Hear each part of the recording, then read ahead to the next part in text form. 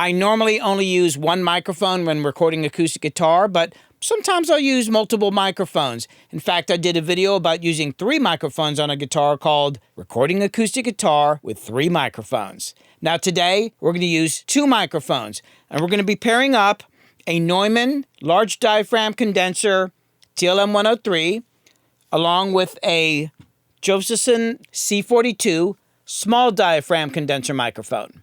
Both of the mics are going into Cappy VP28 mic pre's. I had to boost up the Josephson microphone a little bit. It doesn't have as much gain as the Neumann TLM-103. There's no EQ on these mics except for a high-pass filter that I've got in here at 40 hertz. I wouldn't be doing that if it was just going to be acoustic guitars by themselves, but since I'm normally recording acoustic guitar with bass and drums and all that, I don't really need that down there. I'm going to get more of my low end out of the bass and the drums, so I just went ahead and did it that way. That's my normal procedure. After the mic pre's, both of the microphones go to compressors, and I'm using these Distressor compressors. I've got a 4-to-1 ratio. I've got the high-pass detector turned on so that it's not picking up, compressing too much from low end or any boominess that I often will get from acoustic guitar. I set the input so that I'm getting the same amount of compression on both microphones, which today is going to be like about 4 or 5 dB of compression on the louder notes. My attack is medium slow, set at 7.5. My release is 3. And then my output is what I set my record level at, and I just make sure that both microphones are at the same level. So the first thing I do is I spread a white sheet on the floor because it affects the sound. No, only kidding. I just did that because my carpeting is so dark you couldn't actually see the mics from the overhead mic. But anyway, I'll start by placing the large diaphragm condenser mic in a position that I would do if I was just using a single mic, which is typically straight out from the body where the neck meets the guitar and kind of pointing back at the hull. It's not always exactly the same. The way I find that spot is I get the guitar player to sit down where he's comfortable, and then I tell him, remember your position. Don't move. And I'll even put tape around the chair feet in case the chair moves. I want that position to stay the same. And the reason why it's important to make sure that the guitar player doesn't move while you're working is because the tone of the acoustic guitar is going to change a lot depending on the angle that he is in relation to the mic, especially with 2 mics. Let me show you.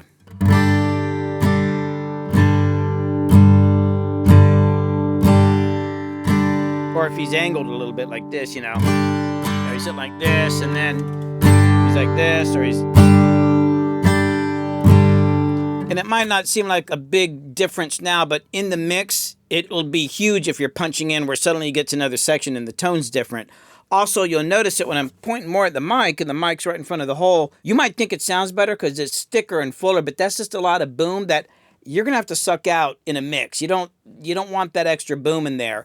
The other thing is that by having the mics a little in this direction here pointing back towards the sound hole, there's nothing in between the pick hitting the string and getting to the mic. Whereas if you got the mic like this, your hand's literally in the way of the thing that's, hitting the string and making the sound. It seems to me you're going to lose a little bit of that attack and that definition. Then, as the guitar player is playing, I'll get down on my knees. I'll put my head sideways with the ear pointing this way, and I'll just move back and forth till I get the spot I like, which is typically around here. That's where I put this mic, and I point it back towards the hole a little bit. Then I'll take the small diaphragm condenser mic and put it as close to the large one as I can without them touching. Then I need to line up the diaphragms. And when I say line up, it's kind of on 2 axes. Axes? I guess that's how you say it. I want to make sure that both of them are the same distance from the guitar. And you got to remember that the diaphragm in the large mic is actually further back from the screen than you realize. I've done this enough. I think this is pretty close right here. So I'll make sure that both of them are lined up here. And then from the front, I want to make sure that the center of this one is equal in height to the center of that one. You got to get a flashlight and shine it in there and kind of take a look.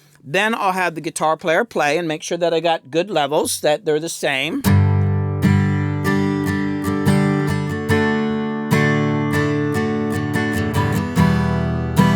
And then what I'll do is I'll flip the phase or the polarity on one of the mic pre's and see how much sound goes away.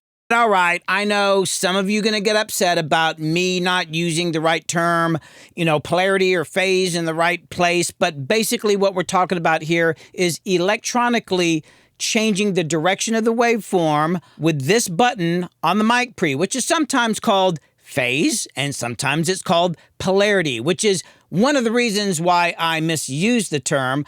I actually made a couple videos about this subject. You should go check them out. So let me do that.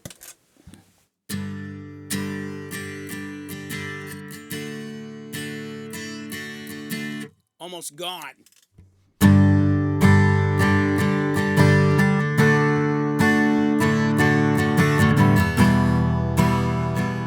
And then I'll always check what I just recorded to see how everything's lining up. Now, since I'm used to these microphones, looks like I pretty much nailed it first time. You can see everything's pretty much lined up between the two mics. That's how you want it to be. And if you look back here, when I flip the polarity on the microphones, check this out, completely out of phase or out of polarity or opposite polarity. And then when they're together, both of the polarities are the same, the waveforms line up exactly between the two mics.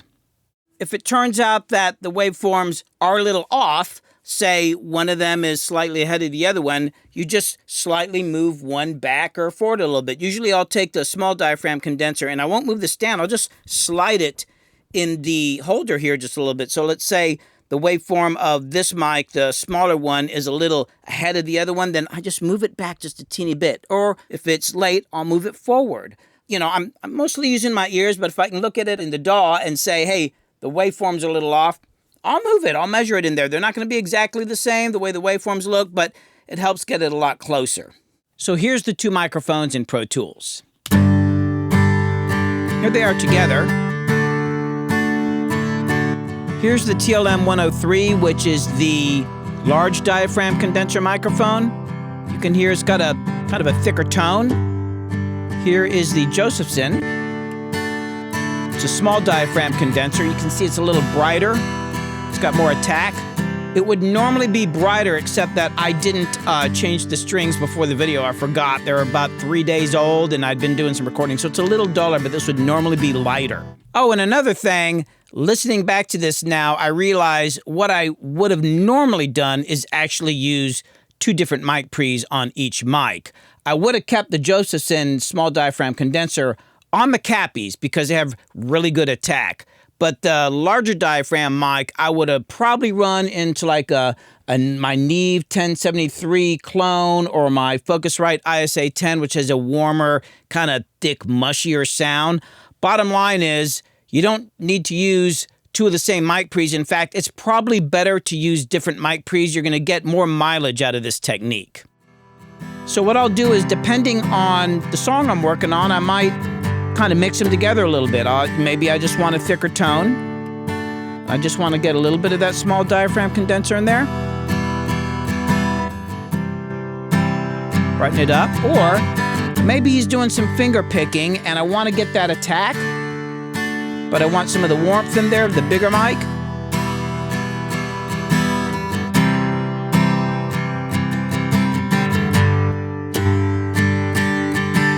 But I'll do variations on blending them together. Sometimes they're at the same volume, sometimes they're not, just kind of depends.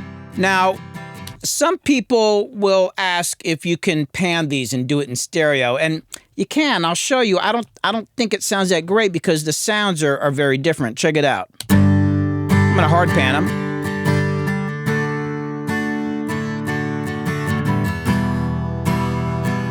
It never, it's all right. It's definitely more stereo than this, but it never seems to work for me because the mics are very different from each other. Maybe I'll do a slight spread on them like that, but I generally tend to keep these as a mono signal. And what I'll do is I'll send them to an auxiliary input so that they are operating as a single source. I'll view it like that.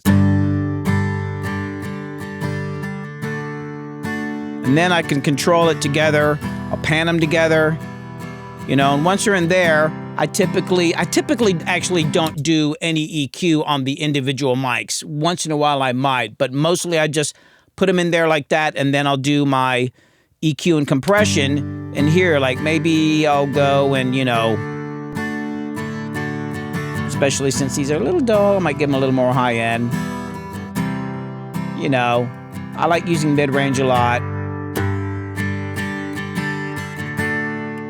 You know, and then I'll hit a compressor. One of my favorites is the UBK.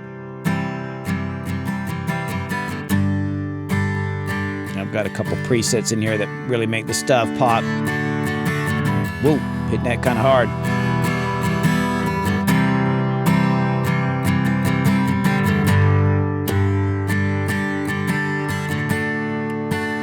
You know, and then I'll keep checking the mix between them. Actually, I think I'm going to bring the brighter one up.